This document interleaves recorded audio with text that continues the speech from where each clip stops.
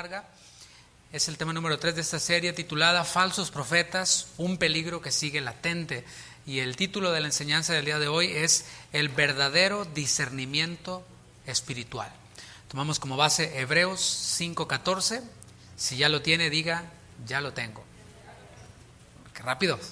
Dice así: pero el alimento sólido es para los que han alcanzado madurez, para los que por el uso tienen los sentidos ejercitados en el discernimiento del bien y del mal.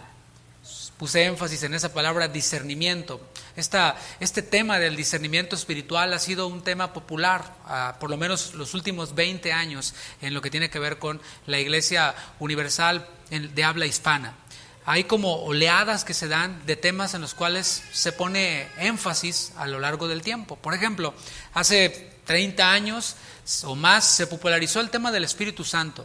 Se ahondó bastante en este tema y después se dio un poco más el tema de la demonología y los espíritus y todo eso. Si usted tiene más de 30 años de cristiano o asistiendo a la iglesia, quizás está de acuerdo y está enterado de esos énfasis que se dan en ciertas temporadas. No estoy diciendo que eso sea malo. El Señor a veces pone acento en algunas enseñanzas, claro, sin olvidar todo el consejo de Dios, pero este tema del discernimiento espiritual se ha puesto popular y ha sido popular por los últimos 20 años por lo menos. Recuerdo la primera vez que yo escuché de esto, estaba en otro país, estaba en otro lugar y estaba escuchando la radio, estaba en casa de alguien y estaba escuchando la radio y estaba predicando precisamente el pastor Chuy Olivares. Yo tenía mucho que no lo escuchaba, ¿no?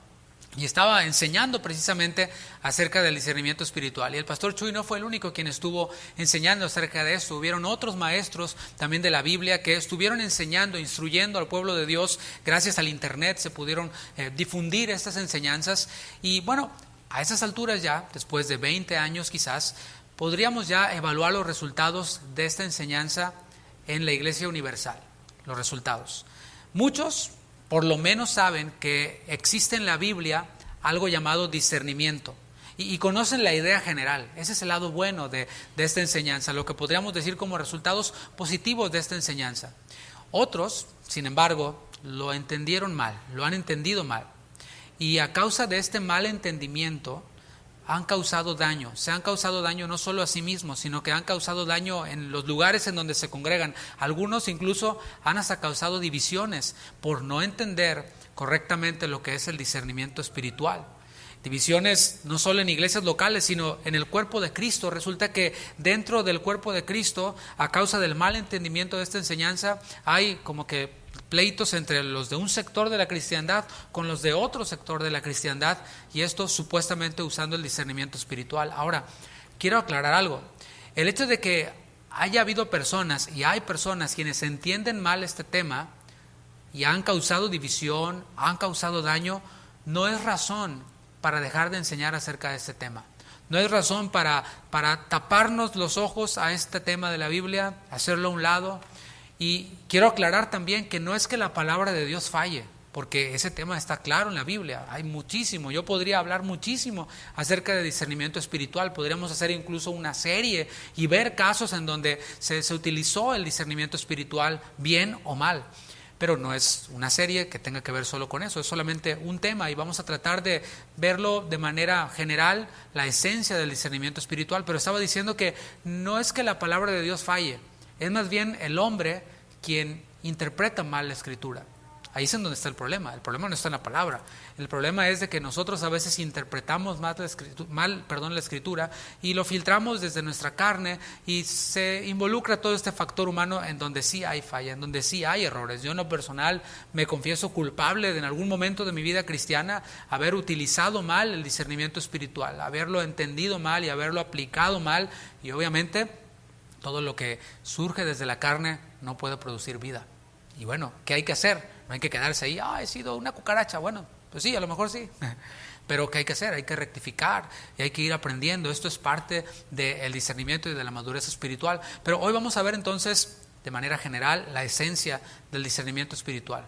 Volvamos a 1 de Juan capítulo 4, versículo 1. Y digo volvamos porque es el versículo que hemos tomado como base para desarrollar esta serie, Falsos Profetas, un peligro que sigue latente. Vayamos entonces a 1 de Juan, capítulo 4, versículo 1. Y la primera carta de Juan, por cierto, es una carta que contiene mucho acerca de advertencias de falsos hermanos, falsos maestros, falsas doctrinas, y vemos nada más y nada menos que al apóstol del amor. ¿Lo habías oído? El apóstol Juan es conocido como el apóstol del amor. Es el que se recostaba en el regazo de Jesús, y no lo vemos que era todo amor. No, todos son bonitos, besitos a todos, los quiero mil. No, lo vemos diciendo este tipo de cosas. Primera de Juan 4:1, amados, o sea, ahí está su carácter de amor, de afecto. Amados, no creáis a todo espíritu, o sea, no sean ositos cariñositos con todos. No creáis a todo espíritu, sino probad los espíritus si son de Dios. ¿Por qué? Porque muchos falsos profetas han salido por el mundo. Y hay varias palabras importantes en este texto. Una de ellas es la palabra probar. Probar. ¿Qué entiendes cuando ves esta palabra? ¿O qué te imaginas? ¿Qué viene a tu mente cuando ves esta palabra probar? Bueno, a mí por lo menos me recuerda a la escuela, ¿no? Probar, prueba, examen y comerte las uñas, ¿no? Y wow, llegó la hora de la prueba. Bueno, cuando ponemos a prueba algo, debemos de tener una referencia, ¿sí? O sea, si tú vas a ir a una prueba en la escuela, tuvo que haber una currícula que se enseñó o un material que se enseñó. Esa currícula es lo que determina el examen, o sea, es lo que determina las preguntas y es lo que determina las respuestas. Y si sacas algo mal es porque no está correcto a la currícula, no va de acuerdo conforme a la currícula o a lo que se enseñó. Entonces, hasta ahora nosotros hemos considerado dos aspectos en esta serie, dos enseñanzas, dos aspectos. Número uno, hemos aprendido lo que es un verdadero profeta. Vamos a hablar de falsos profetas, pero tenemos que saber lo que es un verdadero profeta, cuáles son sus características, cuál es su mensaje. Incluso vimos cómo era el bosquejo de su enseñanza, porque ¿cómo vamos a probar lo falso si no conocemos lo verdadero? Y número dos, nos detuvimos para analizar nuestro objetivo, nuestra meta. La pregunta que vimos la semana pasada en la enseñanza número 2 fue: ¿tengo hambre de la palabra? ¿Tengo hambre de la palabra? ¿O simplemente tengo antojo? O, como lo dijo también el apóstol Pablo, comezón, que me rasquen y oír temas controversiales, temas quizás interesantes que están por ahí en la Escritura, pero que en realidad no me alimentan, en realidad no me nutren, en realidad no me edifican, simplemente pues me entretienen. Esa es la pregunta, ¿no? ¿Cuál es mi objetivo? ¿Cuál es tu objetivo? ¿Tengo hambre de la palabra? Comer la palabra, comerme a Cristo, diciéndolo en un lenguaje alegórico, comer su sangre, comer su carne, beber su sangre, o simplemente tengo interés de oír temas controversiales. El discernimiento espiritual, lo que vamos a hablar el día de hoy, debo decirlo, es una herramienta poderosa, para el cristiano. Pero cuando está en manos de un niño en Cristo, un inmaduro, puede ser peligroso. Es lo que he dicho hasta ahora.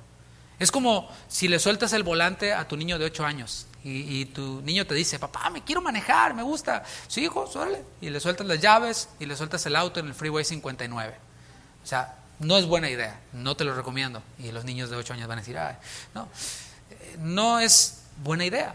Tampoco que un niño espiritual trate de hacer uso del discernimiento espiritual cuando no ha entendido exactamente lo que es o de qué se trata, ¿no? Vamos a definir entonces lo que es el discernimiento espiritual, pero antes de definirlo, porque la definición es bien simple, bien breve, quiero comenzar por lo que no es el discernimiento espiritual.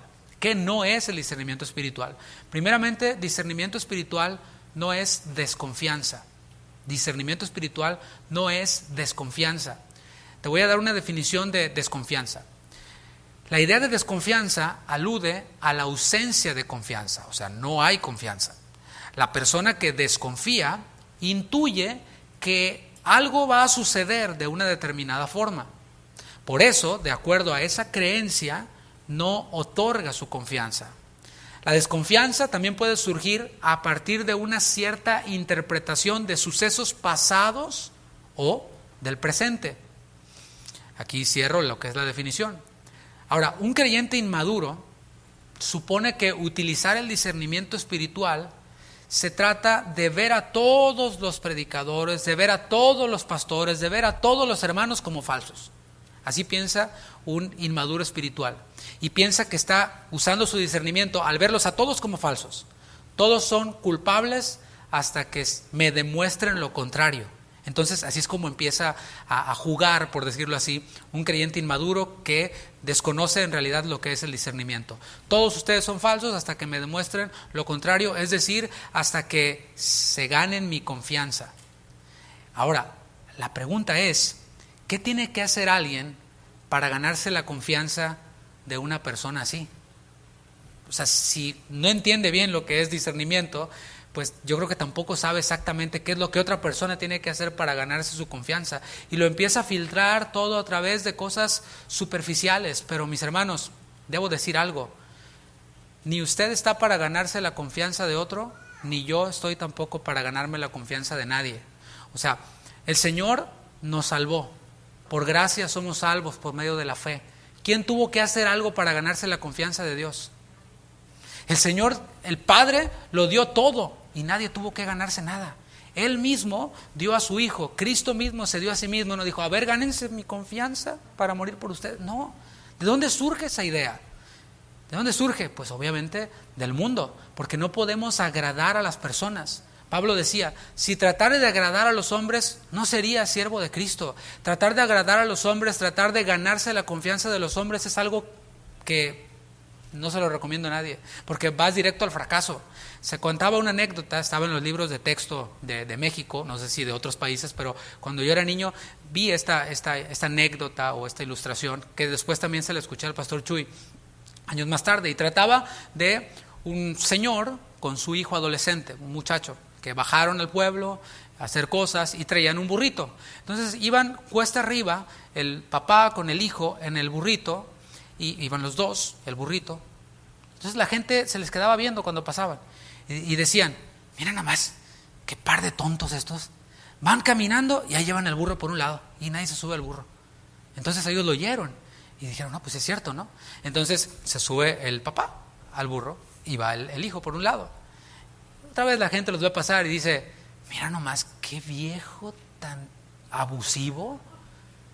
Va él arriba del burro y el pobre muchacho lo trae ahí caminando. ¡Qué barbaridad! Entonces lo oyen. Se baja el señor, se sube el muchacho.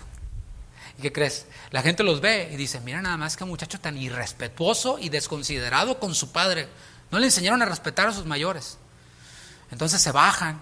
¿Y ahora qué hacemos, no? Ah, pues ya sé, subámonos los dos. Se suben los dos.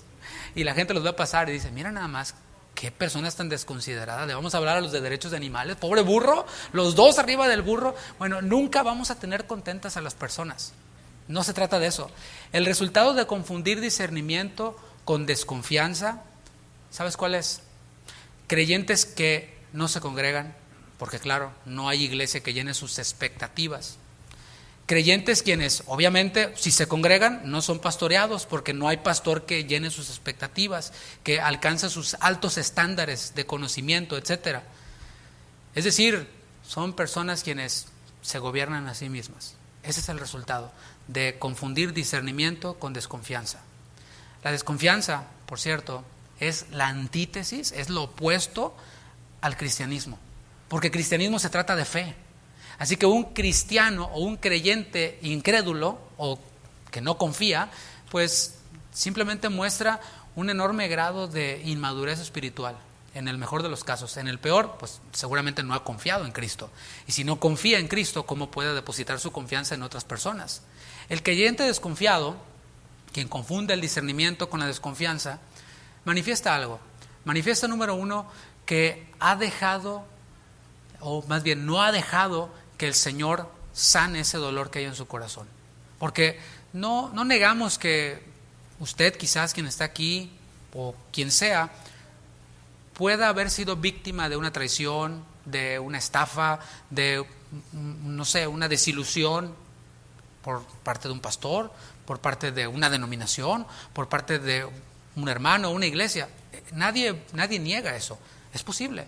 Y si usted me lo dice, yo le creo. No tiene que, o sea, es posible, claro. ¿Por qué? Porque los humanos fallamos. Porque las denominaciones están formadas por humanos. Porque las iglesias, como esta, está formada por humanos. Pero ¿sabe algo? Hemos de dejar que el Señor sane nuestras heridas. Y quien desconfía no se ha acercado a ese hospital, a esa fuente de sanidad y de restauración que es el Señor, porque dice, no, yo no creo que el Señor pueda restaurarme, mejor yo me protejo a mí mismo y me dejo guiar por la desconfianza, y le llamo a eso discernimiento, y termina actuando como aquella mujer que a lo mejor le tocó un hombre parrandero, ¿verdad? Mujeriego, jugador, golpeador, y después termina diciendo, todos los hombres son iguales, me estás oyendo, inútil, ¿verdad? Bueno, muchos han sido víctimas, y lo digo con toda la razón, de pastores, predicadores, lo que quieras, hermanos en la fe, que quizás les han hecho daño y terminan así, todos los cristianos son iguales, yo por eso uso mi discernimiento y no me dejo. Un creyente así, desconfiado, manifiesta que no está seguro de que Cristo pueda sanar su corazón. Desconfía, número 2, desconfía de la palabra de Dios. Desconfía de la palabra. ¿Por qué? Porque la palabra por un lado te dice, ama a tu prójimo. Y ese amar implica confiar. Y ese amar implica, no te tienes que ganar mi confianza, yo te la doy por gracia, así como Dios lo hizo con nosotros. No te tienes que ganar tu salvación, no te tienes que ganar mi confianza, dice Dios. ¿Por qué? Porque yo lo he dado todo por amor, sin merecer. Eso es gracia. Pero un creyente incrédulo o desconfiado manifiesta eso. No, el Señor dice que ame a mi prójimo, pero no porque me van a hacer daño, porque a mí se me hace que otra vez me van a hacer lo mismo. Un creyente así desconfía de la palabra. ¿Por qué? Porque la palabra dice que nos congreguemos, que tengamos pastores, y no hay excepciones. Pero si fuiste dañado en el pasado, entonces no te tienes que congregar, estás exento. No, la palabra no hace excepciones con nadie, esto aplica para todos. Así que personas así utilizan el discernimiento, y lo pongo entre comillas, como una herramienta de defensa. Una herramienta de defensa, o diría yo, una excusa para no obedecer a lo que está escrito en la palabra. Nuestra vida, por otro lado, es una vida de fe. La vida del cristiano, la vida del creyente nacido de nuevo, es una vida de fe. Y fe, ¿sabes qué es?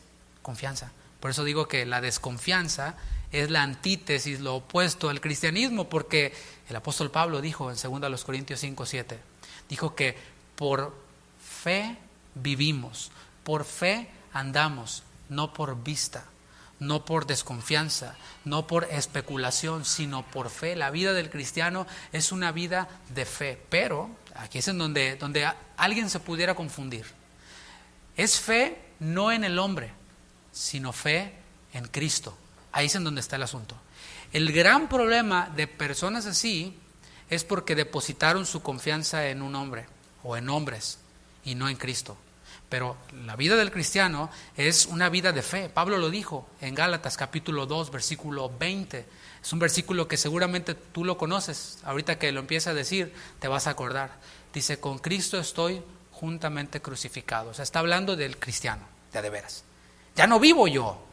O sea, mis experiencias pasadas, lo que sea, ya no viven. Ya quedaron en el pasado. Mas Cristo vive en mí. Cristo en vosotros, la esperanza de gloria. Y la vida que ahora vivo en la carne, dice la segunda parte de Gálatas 2:20, mi vida cotidiana, mi vida diaria, mi trabajo en la iglesia, en lo que sea, lo que ahora vivo en la carne, lo vivo en la fe, confianza. ¿En el hombre? No, en la fe del Hijo de Dios, el cual me amó sin que yo tuviera que ganarme su confianza, el cual me amó y se entregó sin que yo tuviera que hacer nada.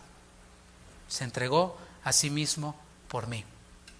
Es desde esa confianza en Cristo, desde la confianza en el Señor, que nosotros confiamos en las personas.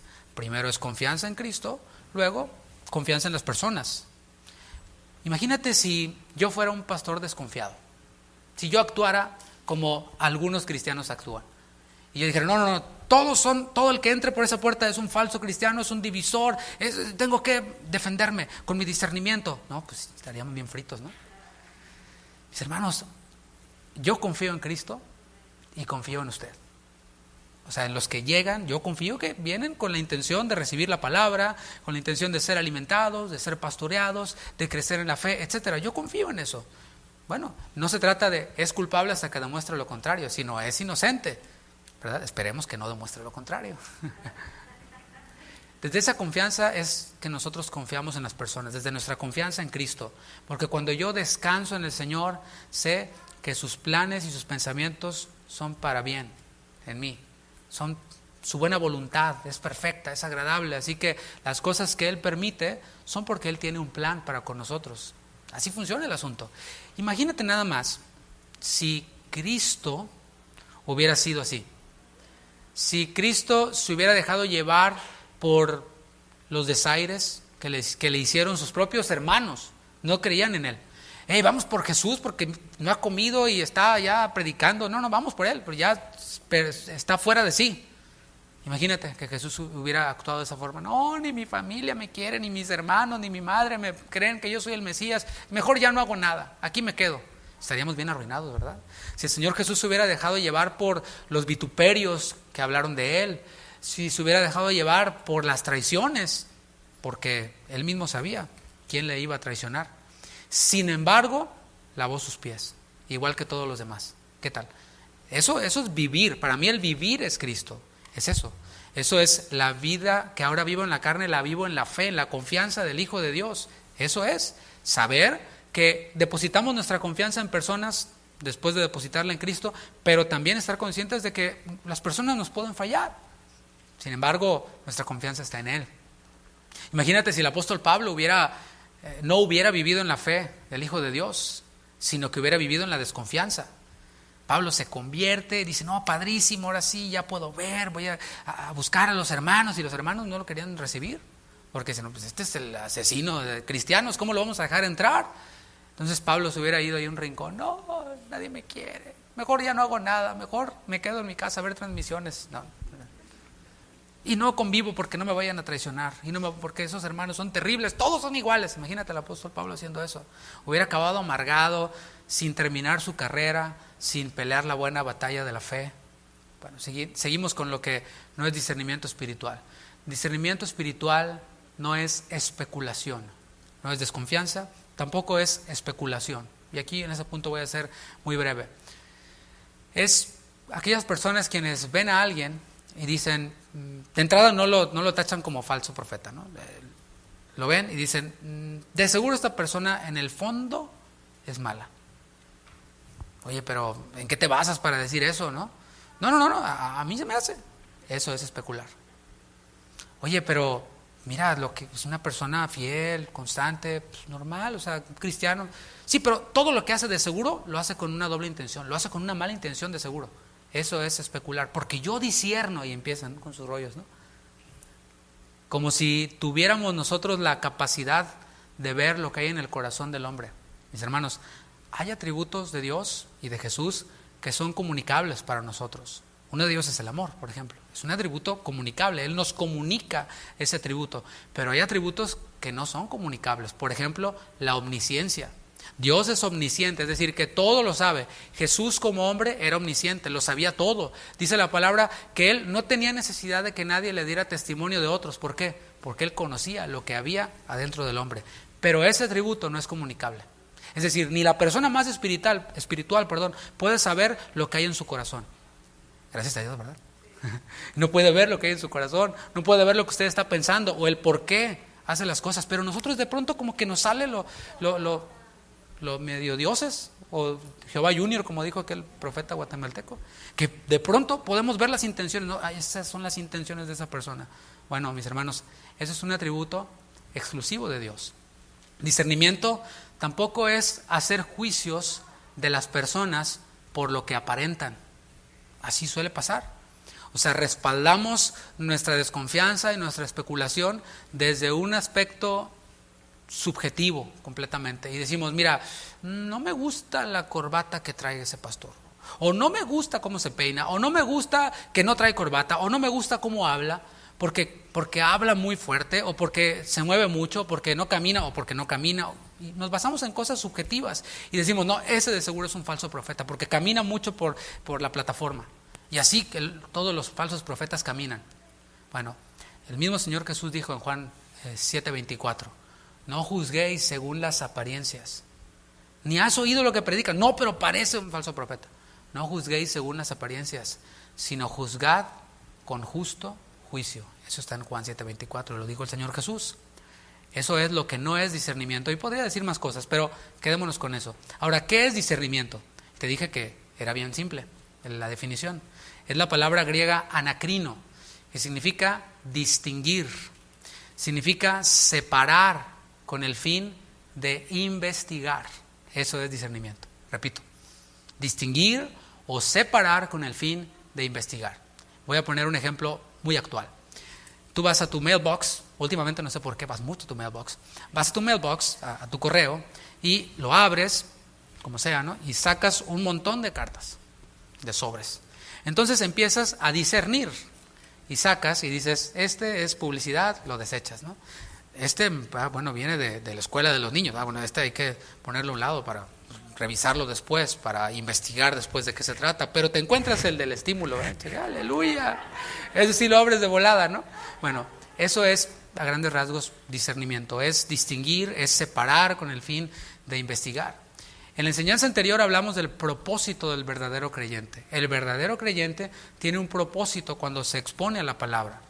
Si nuestro objetivo como verdadero creyente es comer la carne y beber la sangre de Jesús, es decir, tener una relación escritural con Jesús, si ese es nuestro objetivo, entonces se va a ver reflejado en nuestra actitud. Repito, si nuestro objetivo es tener una relación escritural con Jesús, el pan de vida, nuestra actitud va a ser humilde. Hubo quienes se acercaron a Jesús y dijeron, a ver, pues haznos otra señal y vamos a creer, ¿sí? Después de que habían comido el pan, el que el Señor había multiplicado. Su actitud no era humilde. Y el Señor les dijo, ustedes me buscan porque se saciaron, porque se acabaron todo lo que les di de comer, ¿sí? Pero aquel quien busca una relación escritural con Jesús manifiesta una actitud humilde. Y quiero aclarar que ser humilde no es ser ingenuo. Ay, sí, a todo decirle que sí. No, son dos cosas diferentes. Repito, lo que dije hace rato es la fe en el Hijo de Dios.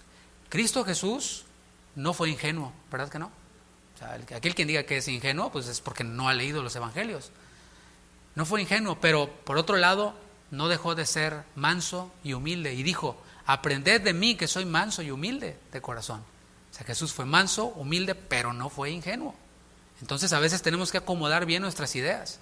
Vamos a Hechos capítulo 17 para observar allí dos grupos de personas que ilustran lo que hemos aprendido hasta aquí.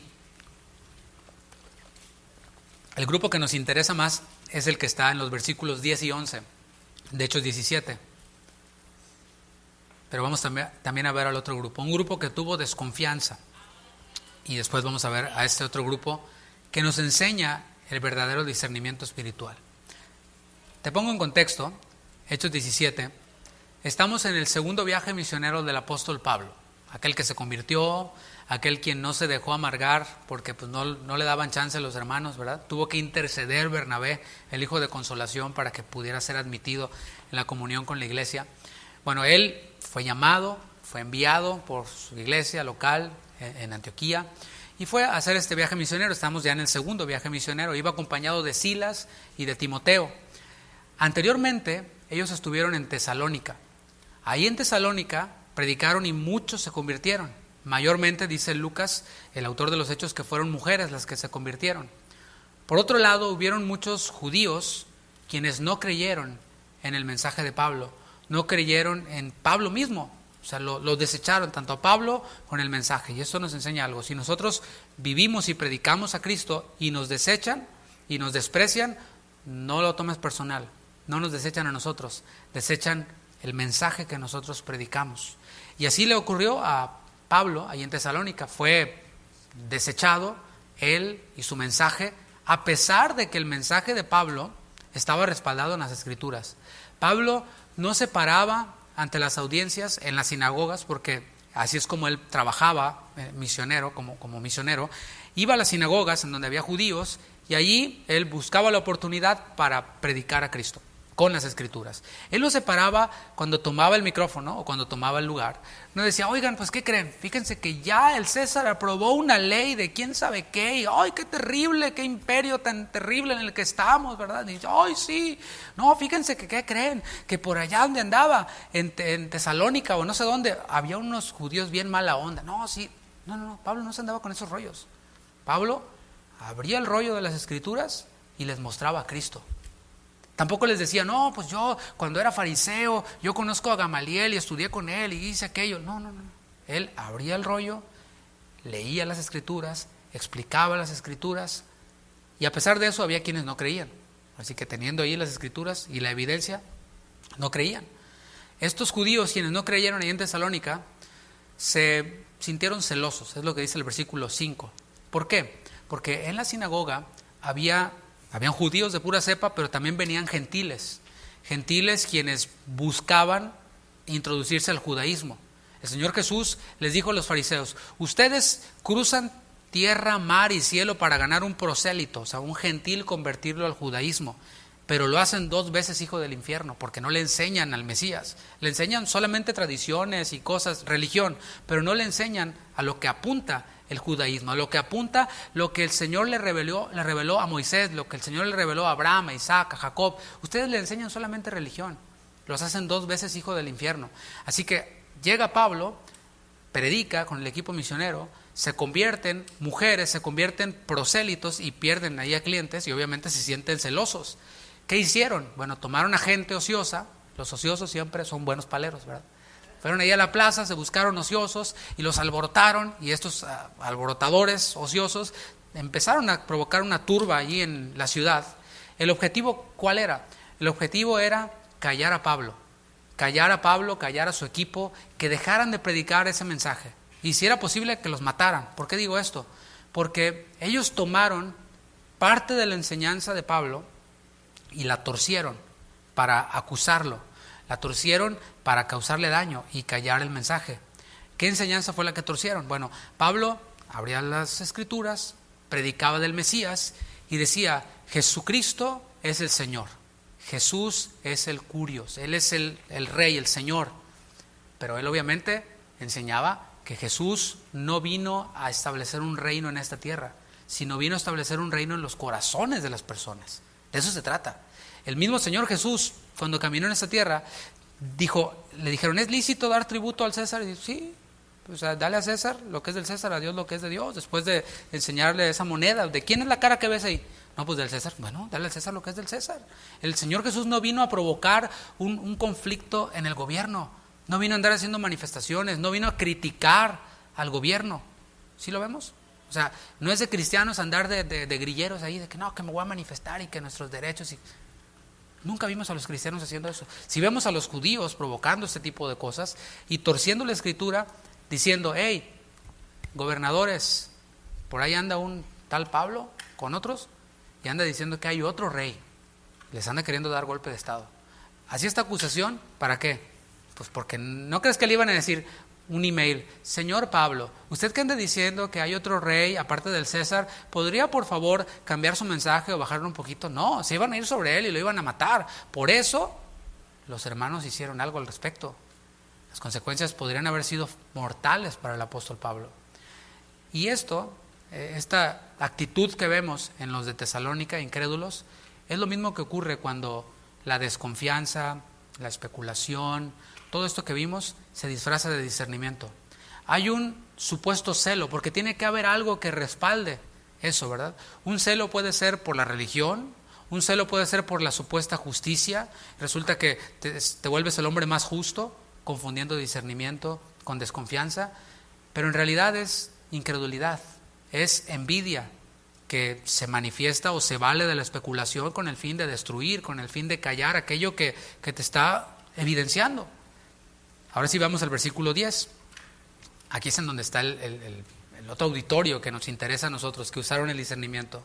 Inmediatamente los hermanos, o sea, de Tesalónica, aquellos quienes acababan de escuchar el evangelio, que se acababan de convertir, fíjate cómo ya están manifestando un carácter distinto.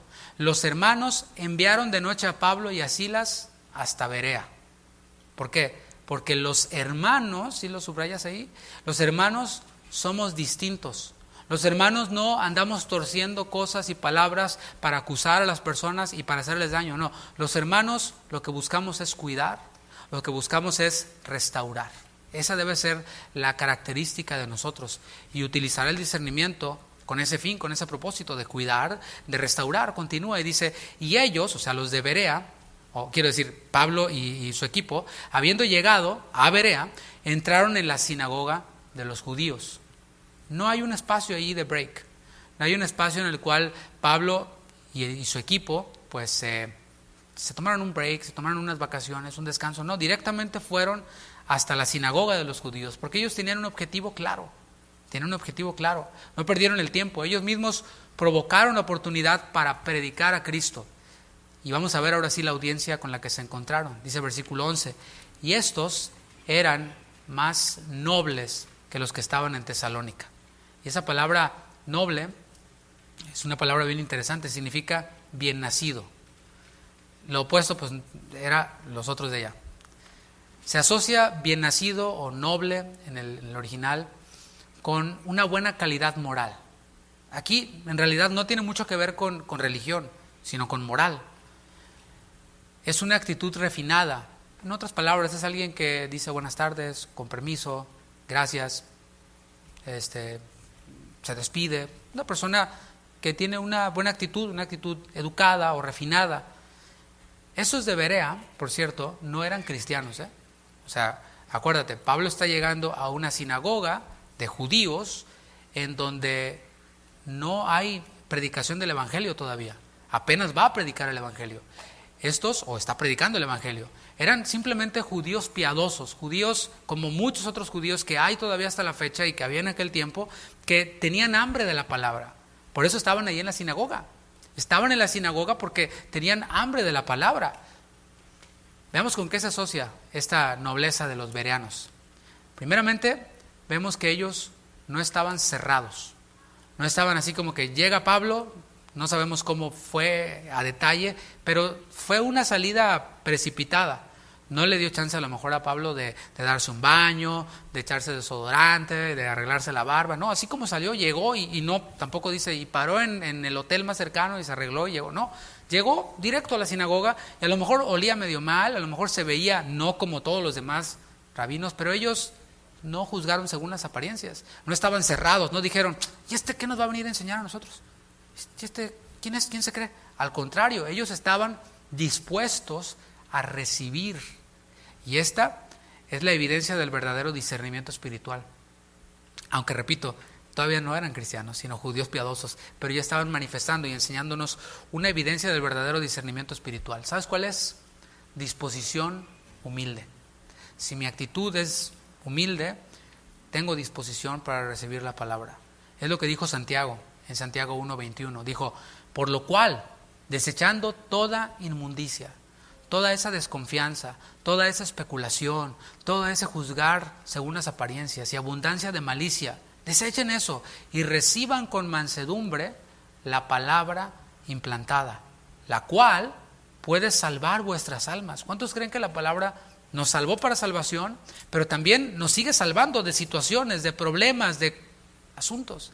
Hay cosas de las cuales no nos podemos librar, pero hay cosas de las cuales nosotros mismos nos provocamos por no atender a la palabra. ¿Ya te ha pasado una de esas?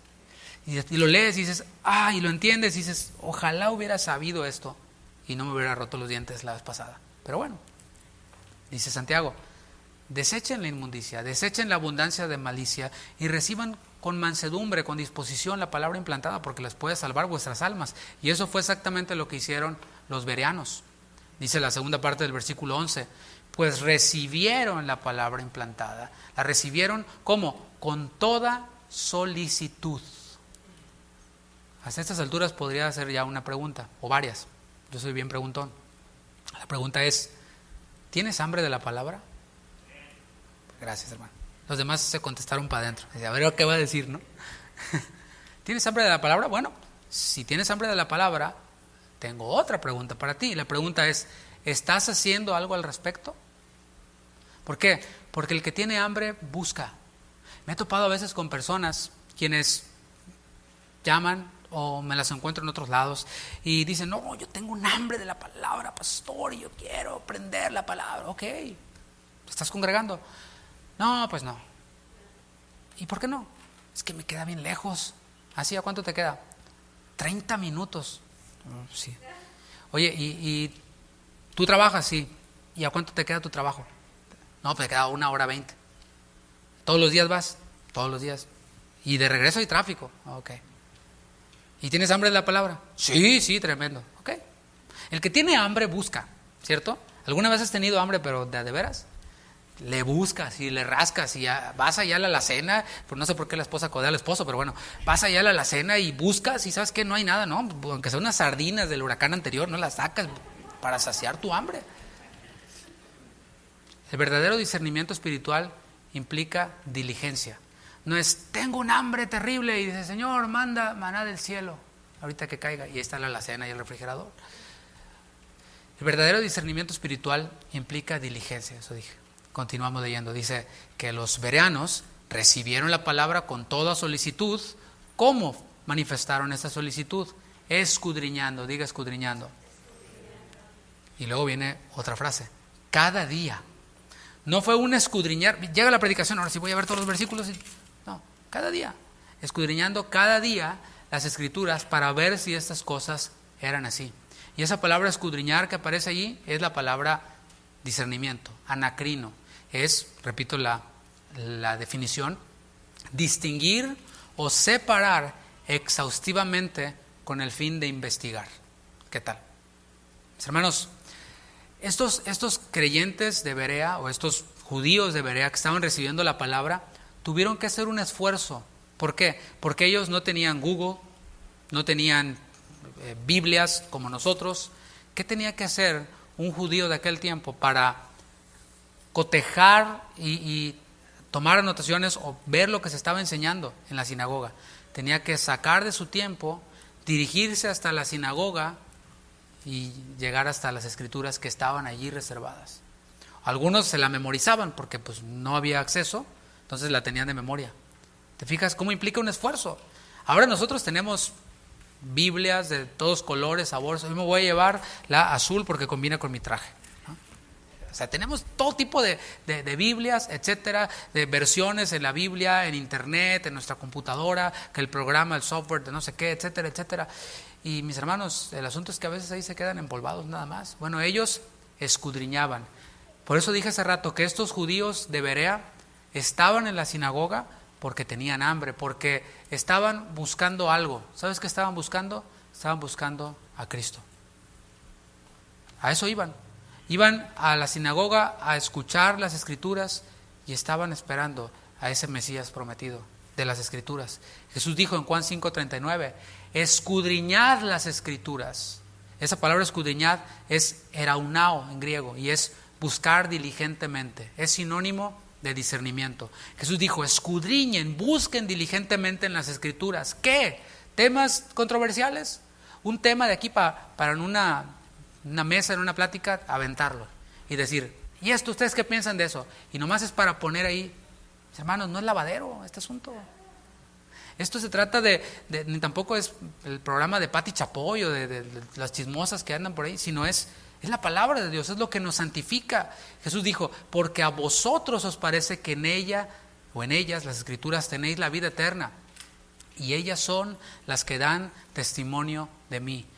¿Qué vengo a buscar a la palabra? ¿Qué vengo a buscar cuando escucho una predicación, cuando me congrego? Vengo a buscar a Cristo, el pan de vida, porque es el único que puede saciarnos, como vimos en la enseñanza anterior. Escudriñar implica algo. Es buscar diligentemente. ¿No te comunica eso la idea de esfuerzo? O sea, cuando buscas algo, te esfuerzas. Es dejar a un lado la pereza y hacer un esfuerzo. Cada uno de nosotros, cada creyente, tenemos la responsabilidad de, cuando escuchamos una predicación, sea ahorita en directo o después, cuando queda grabada, escucharla y tomar notas. Cada uno tenemos esa responsabilidad. ¿Sabes que los que son engañados por los falsos profetas no es tanto que sean víctimas, muchas veces son perezosos, porque a todos dicen que sí, y cuando acuerdan ya están tan hundidos en la falsa doctrina que es muy fácil o muy difícil, salir. Pero cada uno de nosotros tenemos esta responsabilidad de tomar notas, de tomar la Biblia, de tomar un diccionario bíblico, un comentario bíblico, otras herramientas que hay. Hablé hace rato del estímulo y ya se despertaron todos, ¿verdad? ¿No te parece buena idea? Y es una sugerencia, ¿no te parecería buena idea sacar de ahí un poquito para comprar un diccionario bíblico, para comprar un comentario bíblico, una Biblia de estudio? ¿Sabes qué? La voy a utilizar, voy a ver los comentarios, ¿qué te parece? Está bien, cómprate el plasma que te quieres comprar de 70 pulgadas o de 200 pulgadas. Pero sería buena idea un software para estudiar la escritura. Bueno, es simplemente una sugerencia, ¿no? Una idea que podemos hacer. ¿Con qué propósito? Bueno, para confirmar lo que estamos recibiendo, para profundizar en el mensaje al que estamos siendo expuestos. ¿Sabes algo? Ningún genuino maestro de la Biblia se va a molestar, se va a ofender si la audiencia a la que le está predicando escucha nuevamente la enseñanza, toma notas, busca los versículos, busca comentarios y se enriquece con la enseñanza que está recibiendo. Ningún genuino maestro de la Biblia que esté predicando sanamente se va a ofender. Al contrario, da gusto. A mí me da gusto que ustedes tomen notas de los estudios bíblicos, que escuchen las predicaciones, que incluso cuando mandan sus notas al correo electrónico que tenemos como una actividad precisamente que tiene este objetivo, que tengamos todos herramientas para crecer espiritualmente y nos mandan después testimonios o conectan la enseñanza con lo que están atravesando o lo que han atravesado en su vida. Eso nos da gusto porque para eso estamos. El objetivo de escudriñar, de discernir, de cotejar con la palabra, no es encontrar errores en los que nos predican. O sea, ese no debe ser el objetivo. Porque quienes van al estilo tesalonicenses, de los malos, viste, se equivocó. Dijiste, si no se dice dijiste, se dice dijiste. Y empiezan, ¿no? Y no se dice trujo, se dijo trajo. Y empiezan, ya llegan con una idea de buscar errores en el que está predicando. Ni prestó atención por estar centrado en ese error, en esa falla de dicción en quien está exponiendo, etcétera. Porque hay algo que no debemos de negar. Los maestros de la Biblia, como los maestros de matemáticas o de cualquier maestro, nos podemos equivocar. ¿Sabía eso? O sea, nosotros también nos equivocamos. Igual, ¿a poco usted creía que nomás usted? ¿No? Nos podemos equivocar. Decir, por ejemplo, como yo el domingo pasado que dije primero de Reyes en vez de segundo de Reyes. Podemos decir, no sé, Pedro en vez de Pablo. No, es que Pedro predicó en el Areópago, no era Pedro, era Pablo, pero bueno, la idea es esa, ¿verdad? Como dijo.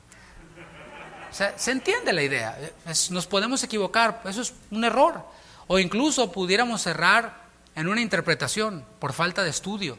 A mí me ha pasado, a veces interpreto algo en ese momento, después me documento más y digo, ups, mi interpretación no estaba de lo más precisa. Y no estoy hablando de doctrina, algo de peso, simplemente detalles que a veces a uno se le pasan, puede pasar. En esas cosas, mis hermanos, debemos de tener paciencia. Debemos de tener paciencia con los maestros de la Biblia. O sea, primeramente con un servidor, pero con cualquier maestro de la Biblia que se suba aquí a predicar. Que tengamos paciencia en errores como esos. En errores así. O una palabra mal, un verbo mal usado, etcétera. Tengamos paciencia. Pero esto no anula una realidad, otra realidad. La realidad de que los ministros, todos, los pastores, maestros, predicadores, estamos propensos y somos vulnerables también a desviarnos de las sanas palabras del Señor Jesucristo e incluso llegar a predicar un evangelio diferente. Por eso la importancia de entender que todos somos ovejas. O sea, repito, todos somos ovejas, incluidos los pastores. Los pastores también somos ovejas. Tenemos también otros pastores. Como dice el pastor Álvaro Camarena, de otra casa de oración. Él dice que los pastores somos oveja pero con cencerro. Hacemos ruido que vamos guiando a las otras ovejas. Finalmente, somos ovejas también. Yo también, pues estoy sujeto a un pastor que también puede escuchar esta enseñanza y yo le pido que las escuche y le pido que me dé su opinión y estoy abierto a eso. Y estoy seguro de que en el momento que yo me desvíe, me va a decir, hey, andas medio desviadito, cuidado. Y cada que yo hablo con mi pastor me dice, predica la palabra, no dejes de predicar la palabra. Bueno, eso es algo saludable, algo bueno, pero precisamente por eso necesitamos, porque podemos desviarnos y llegar a predicar incluso otro evangelio. Y hay algo importante, ningún creyente está obligado a seguir a un maestro no equivocado, sino a un falso maestro, a uno que se ha desviado, porque puede trastornar su fe. Precisamente mi pastor, el pastor Chuy, para preparar yo esta serie, le pedí consejos, porque él es pionero de este tema del discernimiento espiritual en Latinoamérica. Y obviamente, pastor, pues enséñame, instrúyeme, tengo algunas preguntas, etcétera. Y él me dijo algo que se lo voy a pasar a usted, en este punto del que estamos hablando. Me dijo, Un profeta equivocado no es un falso profeta, no necesariamente lo es. Repito, un profeta equivocado no necesariamente es un falso profeta. ¿Te lo muestro en la Biblia? Un hombre profeta llamado Jonás. Ve a Nínive, Jonás, y pregona contra ella, etc. ¿Y qué hizo Jonás? Se fue, ¿sí? Estaba equivocado, estaba errado, estaba en desobediencia incluso, pero no era un falso profeta. Jonás no es mostrado en la Biblia como un falso profeta. ¿Qué tal? Eso nos ayuda a ser más misericordiosos, más pacientes y más objetivos, porque puede alguien estar equivocado, pero eso no quiere decir que es el final de la película para él. Entonces hemos de darles el beneficio de la duda también, pero sin descartar que un profeta, un maestro, un predicador puede llegar a desviarse y predicar incluso otro evangelio, y nadie está obligado a seguirle porque puede trastornar su fe. Dice Gálatas capítulo 1, versículos del 8 al 9, si me acompaña. Gálatas 1, 8.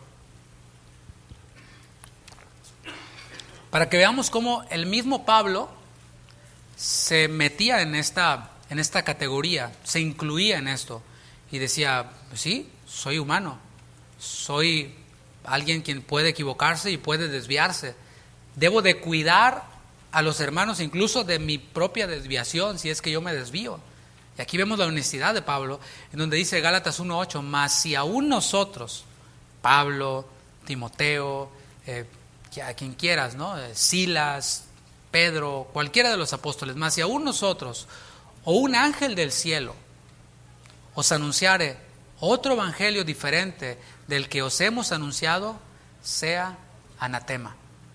Si quieres tener más información acerca de lo que significa anatema, escucha la enseñanza del viernes. Anatema era lo que se separaba en una guerra para destrucción. Ejemplo, Dios le dijo a Saúl, hiere a Amalek, no dejes nada. O sea, todo va a ser destruido en ese caso, todo.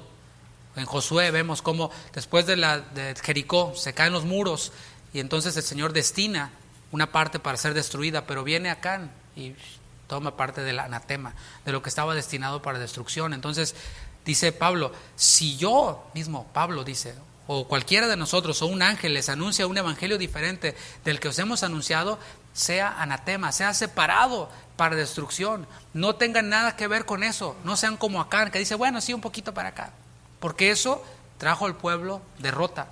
Ese es el asunto, cuando no entendemos bien las cosas. Dice, versículo 9, como antes hemos dicho, también ahora lo repito. ¿Te fijas el énfasis? Si alguno os predica diferente evangelio del que habéis recibido, sea anatema, maldito, separado para destrucción. Y dice Pablo, podría ser yo, pero no importa si soy yo. ¿Será importante o no será importante? La sabiduría de Dios, mis hermanos, es insondable. O sea, vamos a la Biblia y podemos encontrar todo tipo de temas. Nunca vamos a terminar de conocer a Dios y de escudriñar lo que está aquí. El otro día me preguntaron, ¿por qué la serie de los viernes que acabamos de terminar, Primera a los Corintios, se llama El orden de Dios en la iglesia? ¿Por qué no nada más le dejaste Primera de Corintios? ¿Por qué? Porque no descarto la posibilidad de que en otra temporada volvamos a estudiar la primera carta a los Corintios, bajo otro énfasis u otro tema, porque podemos verlo desde diferentes ángulos, la misma carta. Así de rica es la palabra de Dios. ¿Cuántas veces no hemos oído una historia bíblica, una narración bíblica de David y Goliat, de Moisés, qué sé yo? Y cada vez que llegamos a ella, el Señor nos habla de diferente manera, pero siempre con el fin de edificarnos y de hacernos madurar, de hacernos crecer. Y la sabiduría de Dios es así. La palabra es el único libro que podemos ir una y otra vez, el Señor siempre nos va a hablar de forma distinta. ¿Por qué? Porque tiene el aliento de Dios, tiene la vida de Dios, es inspirada por Dios. El mismo apóstol Pablo dijo en Romanos 11, después de hablar de doctrina sólida, la justificación, la salvación, la doctrina del pecado y todo esto, llega un punto en el que Pablo dice en Romanos 11, oh profundidad de la riqueza, de la sabiduría, de la ciencia de Dios, cuán insondables son sus obras, cuán inescrutables son sus caminos, ¿quién entendió la mente de Jehová? O sea, así es la palabra de Dios. Y espero que usted tenga pasión por la palabra de Dios así. No decir, pues sí, la Biblia. No, es su palabra, es la única que nos transforma, es la que nos dio vida. Y la madurez espiritual es la que hace posible que seamos capaces de digerir temas más profundos de la Escritura.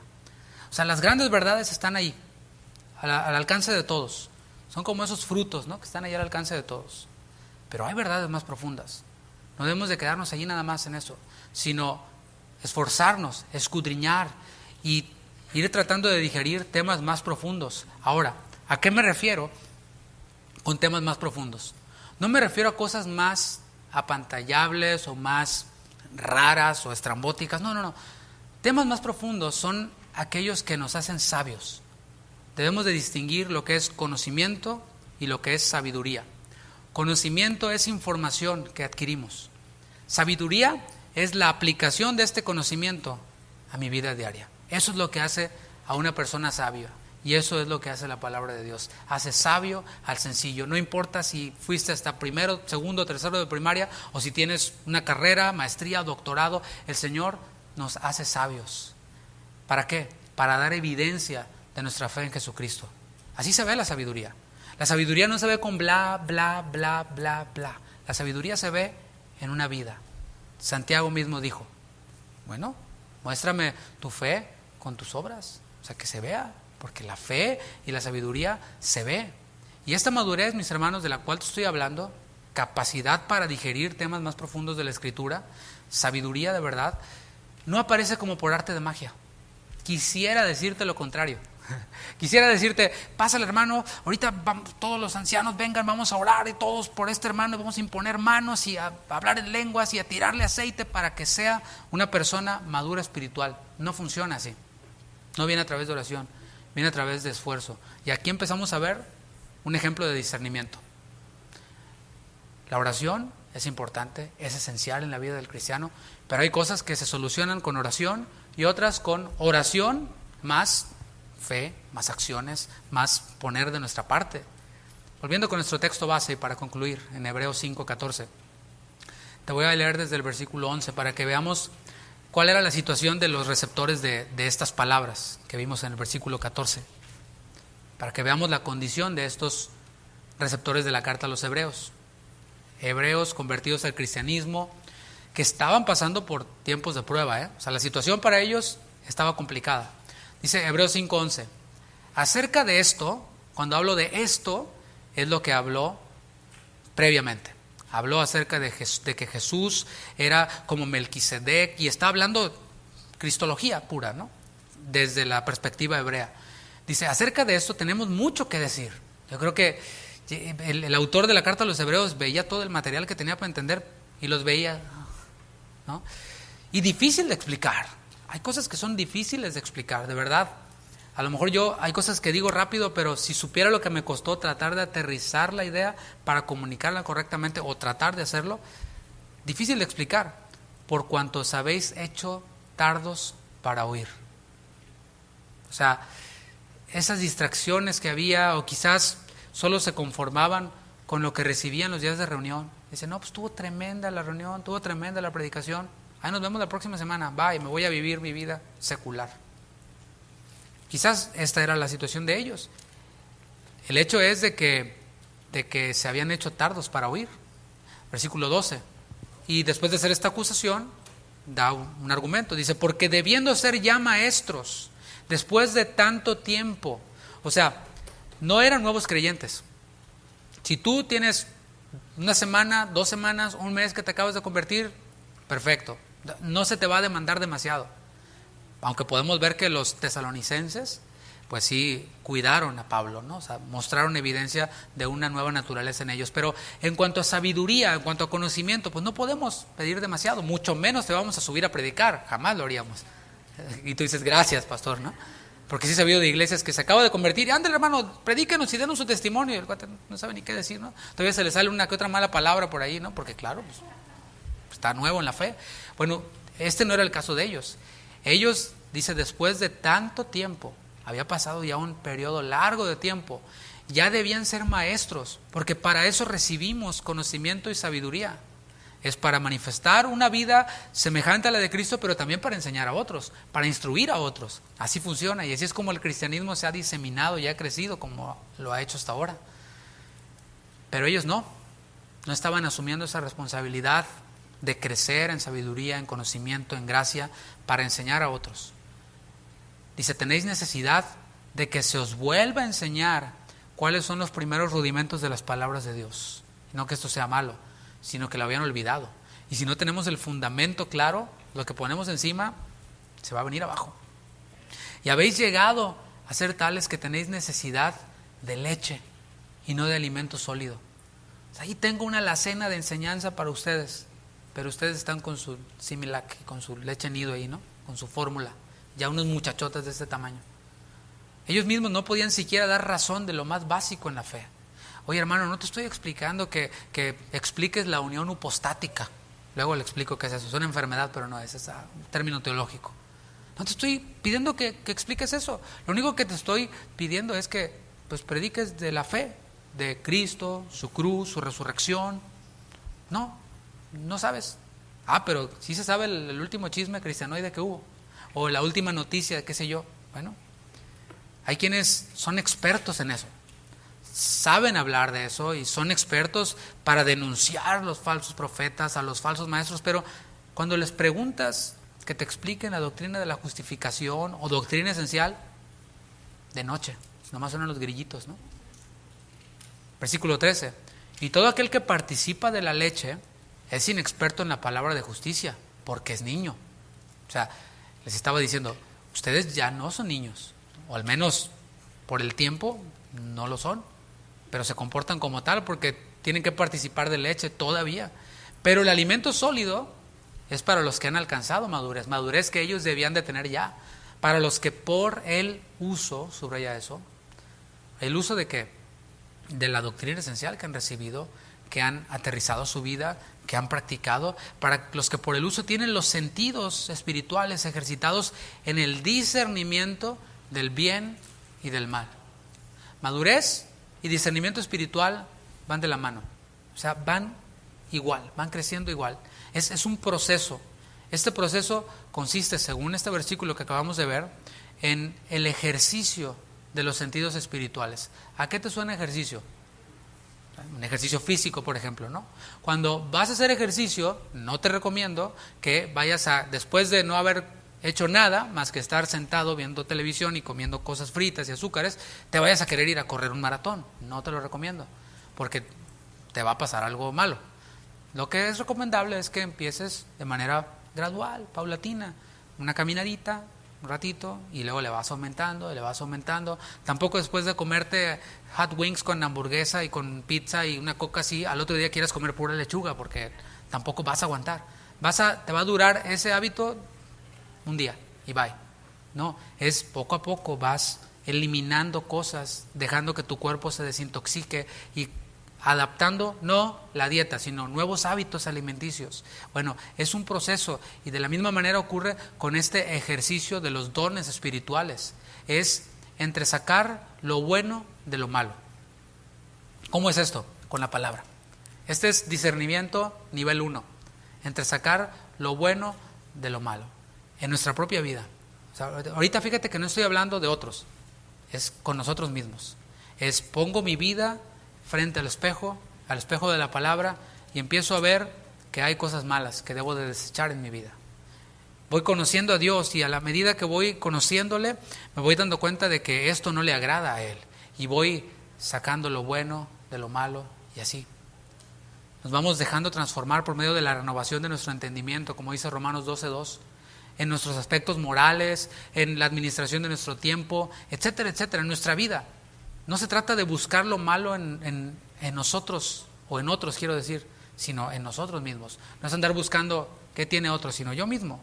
Pero el nivel avanzado de madurez y discernimiento, ¿sabes cuál es? Es sacar de lo bueno lo mejor.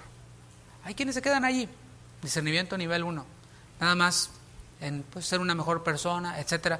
Pero hay otro nivel más avanzado de discernimiento. Es lo que le dijo Pablo a los Filipenses. Filipenses capítulo 1, versículo 9.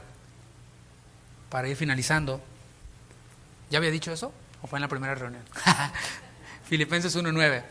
Dice, y esto pido en oración. ¿Qué pedía Pablo para los filipenses en oración? Que vuestro amor abunde aún más y más. Todo fluye desde el amor. Porque si hay conocimiento y hay mucha información, pero no hay amor, de nada sirve, dijo Pablo en 1 Corintios 13. Yo pido en oración que su amor por Cristo abunde más, y que sea un amor fundado en lo que su palabra dice. No decir, yo amo a Cristo porque Él me va a dar todo lo que yo le pido. No, eso no dice su palabra. Dice que nos va a dar conforme a su voluntad. Dice que vuestro amor abunde aún más y más en ciencia y en todo conocimiento. ¿Para qué? ¿Para qué es ese amor, ciencia, conocimiento? Para aprobar lo mejor, discernimiento. Ahí está, anacrino. Para que aprobéis, pero fíjate cómo no dice lo bueno, como lo dice en Hebreos. Distingan lo bueno de lo malo. Aquí dice para que aprueben lo mejor. ¿Y cuántos saben que lo mejor es mejor que lo bueno? Para que aprobéis lo mejor. Ok, ahora tengo amor, tengo sabiduría, tengo conocimiento para aprobar lo mejor. Y ahora, a fin de que seáis sinceros e irreprensibles, conducta íntegra de un cristiano de veras, un cristiano parecido a Cristo. Sinceros e irreprensibles, ¿pero para qué? ¿Para que nos pongamos ahí en un monumento, en una vitrina? No, para el día de Cristo. Ahí es en donde está el propósito del discernimiento espiritual. Tú y yo nos estamos preparando para una boda. Parece muy, ¿va a haber mole o qué? No, va a haber las bodas del Cordero, una gran cena que nos está preparada para nosotros. Para eso tú y yo nos estamos preparando. Bueno, al menos yo. ¿Tú qué dices? ¿Vamos o no vamos? Ahí es en donde está el propósito del discernimiento. Que el Señor nos encuentre irreprensibles para el día de Cristo. Cuando estamos en contacto con el alimento sólido, con este mismo fin de parecernos a Cristo y de esperar su venida, vamos siendo capaces de discernir, número uno, lo que es doctrina bíblica, lo que es aquello que contribuye con nuestra santificación.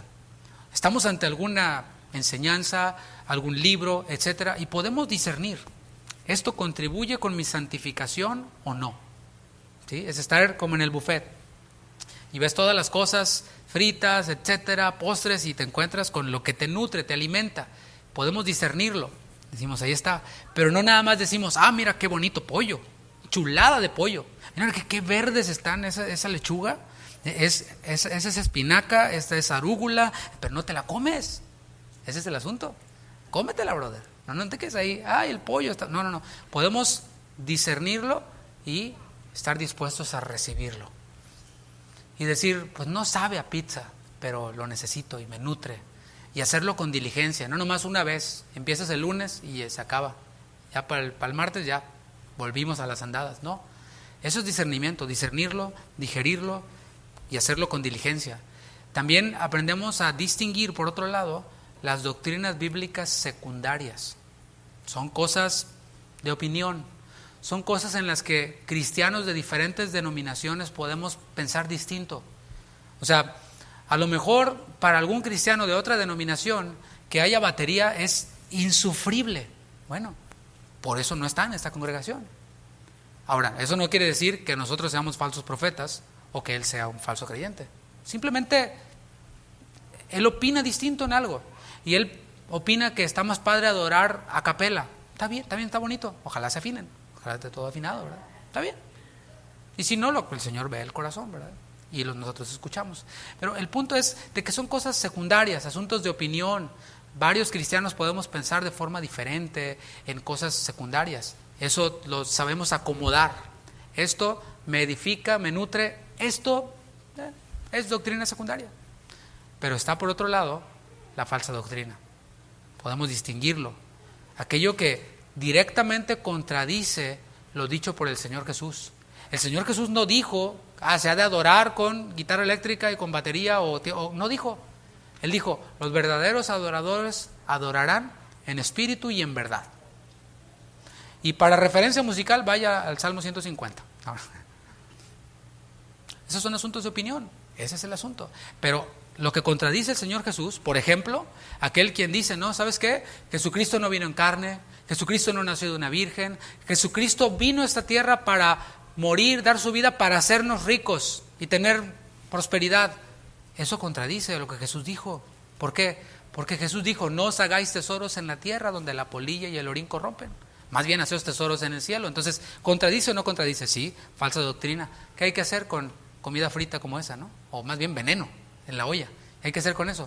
Pues simplemente apartarse de eso. No vas al buffet y ves la comida que hace daño y la volteas y la pateas, ¿no? Te va a llevar seguridad, ¿verdad? ¿Qué le pasó? Está loco, ¿no? No, simplemente te apartas de eso hacia lo que te nutre. Eso es discernimiento. Eso es sacar de lo malo, sacar lo bueno, y de lo bueno sacar lo mejor. Y así es como se ve un cristiano que utiliza el verdadero discernimiento espiritual. Invito a que se ponga de pie y vamos a darle gracias a Dios. Señor, te damos tantas gracias. Gracias por tu palabra. Gracias porque ella es insondable.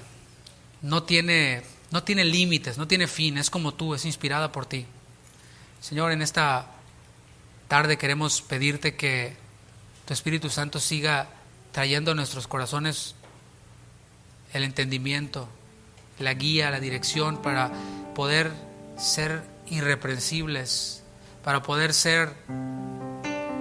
aprobar lo mejor, ser sinceros, como decía Pablo a los filipenses, y así poder esperar tu venida, ese encuentro contigo, y esperarlo así, que nos halles ocupados, que nos halles en diligencia, buscándote y conociéndote más.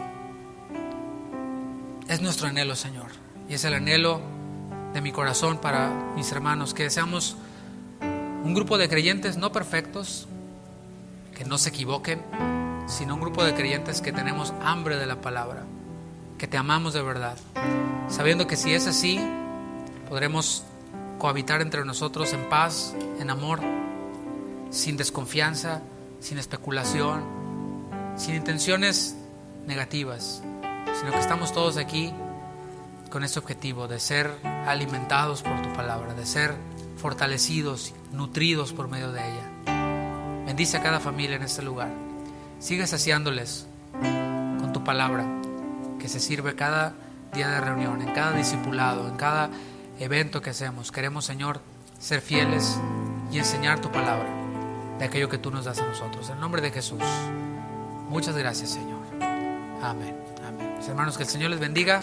Que tengan un feliz domingo. Saluda al que está ahí atrás de usted y nos vemos la próxima reunión. Bendiciones.